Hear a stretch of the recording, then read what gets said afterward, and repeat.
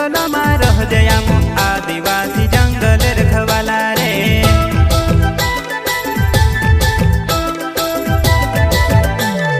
चल जंगल जमीन काजे पूजे रे आदिवासी दुनिया ने रखवाला रे।